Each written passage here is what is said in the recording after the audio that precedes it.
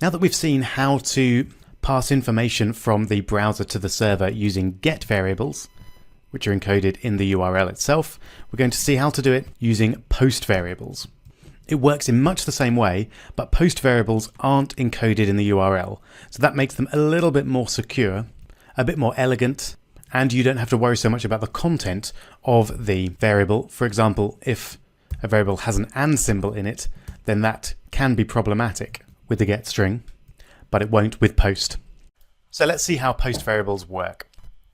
I'm going to keep our form from the previous video. And then all we need to do is change one attribute in our form tag, and that is to change the form method to post. You can see we've got two options there. Get is the default, so you don't need to add that, but post is what we're going to be using this time. So if we now run this without our tag, if I put in a number there, you'll see first off there's nothing in the URL, so we're not putting our post variable in the URL. You'll also notice if you refresh, then you get this request, confirm the form submission. You've probably seen something like that in a website that you've used where you've refreshed the page after submitting some information. So what they're asking here is, do we want to submit that post variable again? And so if we say yes, then we do, but it's still not there.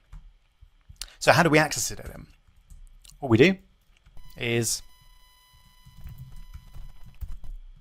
exactly the same as with the get variable, but we use $_post instead of $_get. So let's have a look, refresh, submit the form again, and you can see we've got the variable in exactly the same way. And that's pretty much all there is to it. Everything else works in exactly the same way as with get variables. So to get these into your head, as well as practice PHP arrays, loops, and if statements, I've got a little challenge for you. And that is, I'd like you to create a slightly expanded version of the script that we created a couple of videos ago, where the user enters their name and the computer checks to see if they know them. And if they do, then they say hello. If they don't, they say, I don't know you.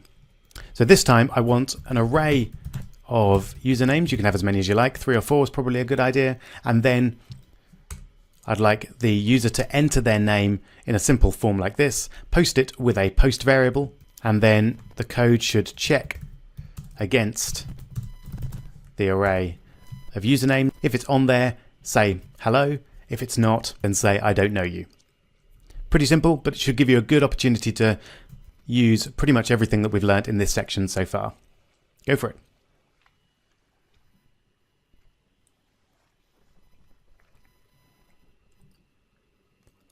All right, hope you managed that.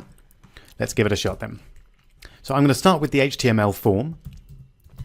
So we'll create a form with a method of post. You can use capitals or small letters. Doesn't really matter. And then we'll ask, what is your name? Then we'll have our input with a type of text and a name of name. And then we'll have our submit button. So input with a type of submit, and value will just be submit. All right. I don't want to submit my form again because that was the previous form. There we go. Okay. So that's the HTML. Now for some PHP. So first of all, we'll check if there is a post variable at all.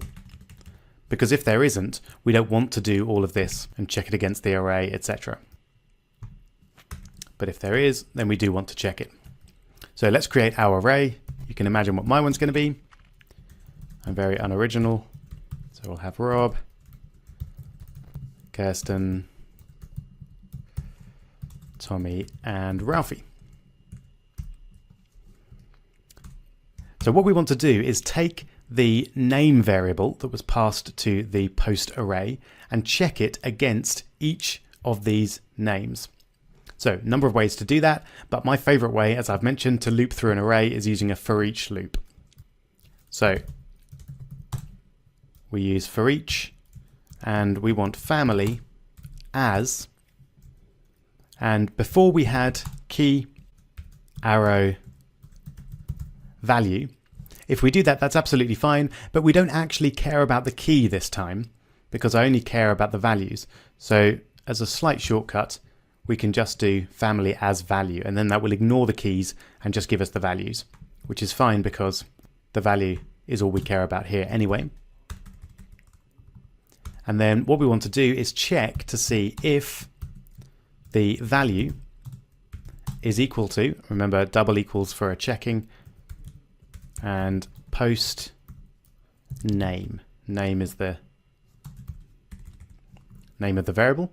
And here I'm going to use a similar solution to what we did in the isItPrime script in the previous video, that I'm going to set isKnown to be initially false, and then if the value is equal to the name, then we'll update isKnown to be true. All looking good so far. And then when we've gone through that loop, which is here, then we just check to see if isKnown, then we can echo hi there, and then the name.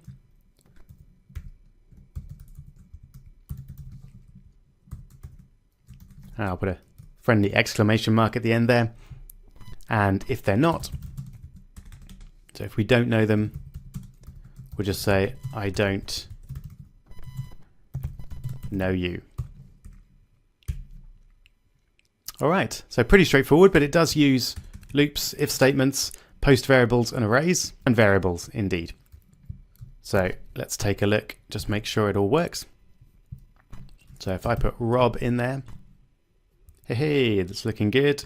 If I put Sarah, then we get I don't know you. And just to check, Ralphie is known. Wonderful. So I hope you managed to do that. It wasn't too tricky. In the next video, we're going to look at a very common function for PHP scripts, and that is sending email. And that's in preparation for our mini project of creating a contact form. See you then.